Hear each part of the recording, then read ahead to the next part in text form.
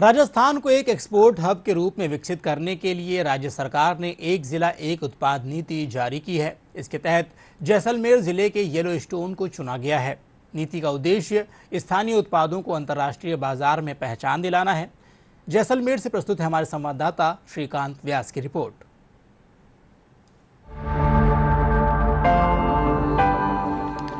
जैसलमेर का पीला पत्थर अपने आप में यहाँ की पहचान है। इसी पीले पत्थर से बने किले, महल, हवेलियां देखने के लिए देश विदेश से सैलानी जैसलमेर आते हैं। अब अंतर्राष्ट्रीय स्तर पर इसे बढ़ावा देने का प्रयास सरकार के द्वारा किया जा रहा है। जिला उद्योग केंद्र की महाप्रबंधक संतोष कुमारी ने बताया कि एक जिला एक उत्पाद नीति के तहत जैसलमेर जिले के येलो स्टोन का चयन किया गया है।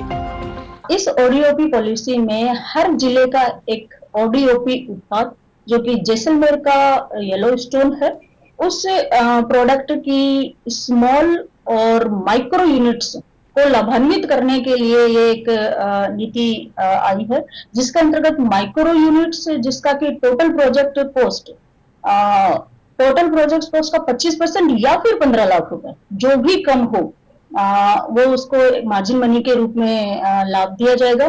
स्मॉल यूनिट की अगर बात करें तो स्मॉल यूनिट में टोटल प्रोजेक्ट कॉस्ट का 15% या फिर 25 लाख रुपए जो भी कम हो, वो उनको मार्जिन मनी के रूप में लाभ दिया जाएगा। येलो स्टोन को सैंड स्टोन भी कहते हैं। एक जिला एक उत्पाद नीति के तहत जैसलमेर के येलो स्टोन के चयन को लेकर पत्थर व्यापारी जयंत मेहरा का कहना है कि सरकार जिस तरह से एक जिला एक उत्पाद पॉलिसी लाई है, वो बहुत ही कारगर साबित होगी। ऐसे व्यापारी है जो नए तौर पे फैक्ट्री डेवलप करना चाहते हैं, तो उनको फाइनेंशियल सपोर्ट के लिए और सब्सिडी के तौर पे उनको हेल्प मिल सकती है और एक मोटिवेशन मिलता है कार्य करने के लिए।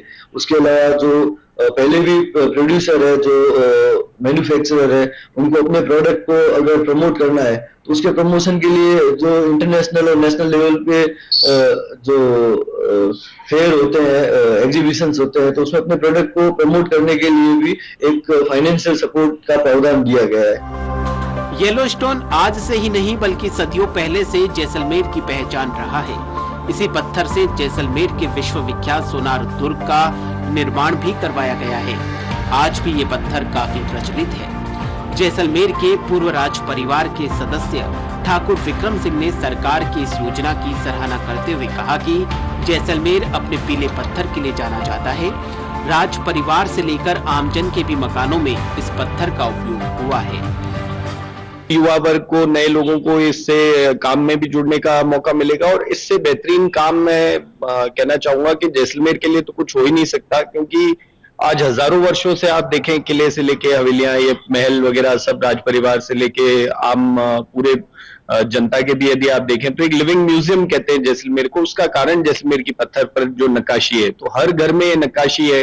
ये दर्शाता है कि हमारी यहाँ की संस्कृति कितनी रिच थी और लोग भी यहाँ के कितने समृद्धशाली थे।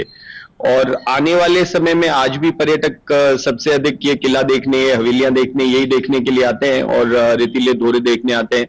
तो जैसलमेर पत्थर की पहचान विश्व में और भी फैले, इसकी जो ख्याति है, आप देखेंगे कि राष्ट्रपति भवन से लेकर के जो महत्वपूर्ण बिल्डिंग्स है, सभी में कहीं न कहीं जैसलमेर स्टोन लगा हुआ है। जैसलमेर का येलो स्टोन पर्यटन व्यवसाय में भी अपनी अहम भूमिका निभाता है। जैसलमेर आने वाला हर सैलानी इस येलो स्टोन की नक्काशी की कार्य और कला को देखकर मंत्रमुग्ध हो जाता है। मिस्टर डेजर्ट का खिताब पा चुके धीरज पुरोहित का कहना है कि इस योजना के तहत येलो स्टोन को बढ़ावा देने से इसका फायदा जैसलमेर के टूरिज्म को भी मिलेगा। इससे जो यहाँ के जो लोकल शिल्पकार है उनको रोजगार मिलेगा।